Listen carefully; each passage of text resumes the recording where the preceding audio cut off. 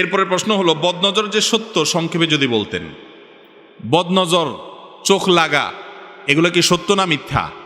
এগুলা ভুয়া না এর কোনো ভিত্তি আছে? আপনারা কি মনে করেন? ভুয়া। স্টেজ থেকে অনেকে বলেছেন, আপনারাও বলছেন, কিন্তু আওয়াজ এত আসতে কেন? কেউ কারোর দিকে বদনজর এ তাকাইলে তার ক্ষতি হয়, হ্যাঁ? এই বদনজর বা নজর লাগা, চোখ লাগা যেটাকে আমরা বলি, এটা কি ভুয়া না এর কোনো ভিত্তি আছে? নারায়ে তাকবীর, সব ভুয়ার পক্ষে।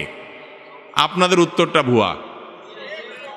বরং সঠিক হলো যে বদনজর সত্য, বদনজর সত্য। মজা করছি, আপনারা আবার রাগ করেন না যে আমাদের উত্তরে ভুয়া বলছে কেউ, তাহলে জিজ্ঞেস করছে কা? ভাই, বদনজর এই ব্যাপারে নবী করিম সাল্লাল্লাহু আলাইহি ওয়াসাল্লামের হাদিসে আসছে, আল আইনু হাক্কুন।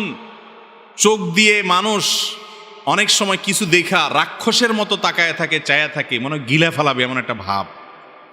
এরকম রাক্ষসে ভাব নিয়ে, ওরে বাবারে কেমনে এত সুন্দর হয়, ওরে বাবারে কেভাবে এত ভালো হলো, এই যে রাক্ষসে ভাব নিয়ে দেখে, এটাকে নজরে হাসেদ বলা হয়, হিংসুকের নজর। মানে এটা কেন এত সুন্দর হলো, কিভাবে হলো, সে বরং এটাতে আশ্চর্য হয়ে ওটার ক্ষতি চায়, অকল্যাণ চায়। এর মাধ্যমে ওই বস্তু বা ব্যক্তি ক্ষতিগ্রস্ত হতে পারে।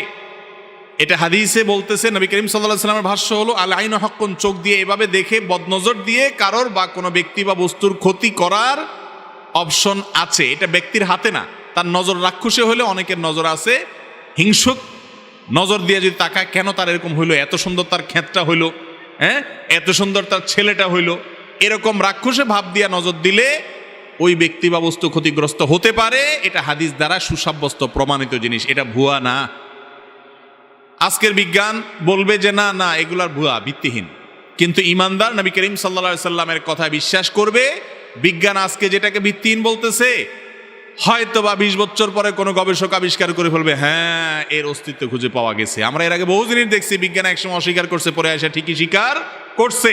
কিন্তু মুহাম্মদ রাসূলুল্লাহ সাল্লাল্লাহু আলাইহি সাল্লাম যেটা বলেছেন সেটা কখনো ভিত্তিহীন হতে পারে না। এই জন্য বদনজরের বিষয়টি সত্য।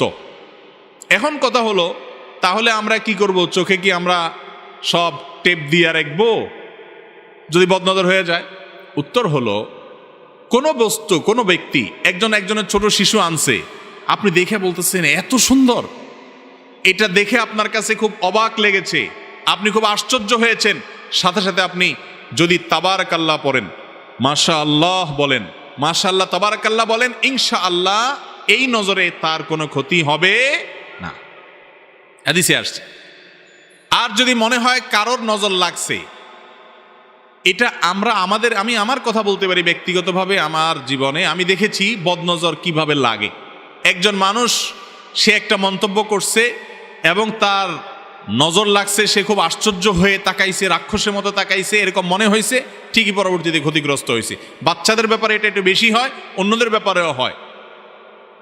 এই বদনজর যদি লেগে যায়, কথার কথা, উনি আমার কোনো একটা জিনিস দেখা খুব বেশি অবাক হয়ে, আশ্চর্য হয়ে রাক্ষসের মতো চায়া রইছে, নজরে হাসেদ বা হিংসুকের নজর দিয়া দেখছে, তখন এর মাধ্যমে যদি আমি ক্ষতিগ্রস্ত হই, কথার কথা আমার অসুখ হয়ে গেল, সুন্নাত হলো ওই ব্যক্তির কাছ থেকে পানি পড়া নেওয়া। সে পানি পড়া নেওয়া মানে হলো তার শরীর ধোয়া পানি, সেটা হাত ধোয়া পানি হইতে পারে, মুখ ধোয়া পানি হতে পারে, কোনো একটা পানিতে সে আঙ্গুল চুবাই দিতে পারে। যদি সেই সুযোগ না থাকে, আবার পানি নিতে গেলে মাইর দিবে যে তুমি আমার পানি নিতে এসেছো কেন, আমি কি দোষ করছি? তাহলে সেক্ষেত্রে সেই যে জায়গা বসে, ওই জায়গা মুছে, ওইটা ধুইয়া সেই পানি ওই যার নজর লাগছে তার শরীরের উপরে ঢাইলা দিলে, গোসল গোসল করাই দিলেন, এতে বদনজর দূর হয়। এটাও হাদিস দ্বারা প্রমাণিত। অনেক কিছু আছে ইসলামের স্পিরিচুয়াল দিক, আধ্যাত্মিক দিক, যেগুলার বাহ্যিক কোনো কুলু আপনি খুঁজে পাবেন না, ঠিকই তার একটা বাস্তবতা আছে। সেই জিনিসগুলো কোরআন এবং হাদিস যেটাকে সমর্থন করেছেন সেটাই শুধু আমরা বিশ্বাস করব। তবে এরকম অনেক কুসংস্কার আছে যেগুলো শরীয়ত দ্বারা, কোরআন হাদিস দ্বারা প্রমাণিত নয়। কিন্তু বদনজরের বিষয়টা কি আছে? কোরআন হাদিস দ্বারা প্রমাণিত আছে। আমাদের দেশে মানুষ বদনজর থেকে বাঁচার জন্য বাচ্চাদের কপালে এখানে কালো টিপ দেয়, দেখছেন আপনারা? গলায় কাইতন লাগায়, হাতে কাইতন লাগায়, গিরাটিরা দেওয়ায়, এগুলা বুয়া। এগুলা করতে হাদিসে নির্দেশ আসে নাই। আপনি বাচ্চা এমনি সুন্দর দেখা যাওয়ার জন্য টিপ দেন, সেটা ভিন্ন কথা, জায়েজ আছে। কিন্তু টিপ দিছেন এই জন্য যে তাহলে মুখ লাগবে না, এটা ভুল। ক্ষেতের মধ্যে অনেকে দেখবেন যে ওই যে মাটির পাতিলের তলাতে কালি লাগাই দিয়া ঝুলায় রাখে, কেন জানে? বদনা না লাগে। কেন করে এটা? এই জন্য করে যে ক্ষেতের ফসল দেখা তার খুশি হয়ে আসে, রাক্ষসে ভাব নিয়ে তাকাবে, বদনজর দিবে, গিলে ফেলবে, খাই খাই ভাব নিয়ে তাকায় থাকবে, এটা যেন করতে না পারে এই জন্য ওই পাতিলের তলায় কালি দিয়া যে তুই কালি দেখ, কালি দেখলে আর তোর আশ্চর্য লাগবে থেকে মুড নষ্ট হয়ে যাবে, বদনজর দিতে পারবে না। এ হলো আমাদের বুদ্ধি, কিন্তু এটা হাদিসে বলা হয় নাই। আরে ভাই ওইটা সে দেখে মুড নষ্ট হবে, এরপর আপনার ধান খেতে ধান সুন্দর দেখে আবার সে আপনার এমন কথা বলতে পারে বা এমনভাবে তাকাইতে পারে যে বদনজর লেগে গেছে। এটা ভুল। অনেক সময় দেখা যায় হাড্ডি ঝুলায় রাখে, দেখছেন নি আপনারা, গরুর হাড্ডি, চোয়ালের হাড্ডি ঝুলায় রাখে যে বদনজর না লাগে। এগুলোর সব আমাদের মন গড়া। বদনজর সত্য ঠিক আছে, কিন্তু বদনজর লাগলে কি করবেন সেই পরামর্শ হাদিসে দেওয়া আছে।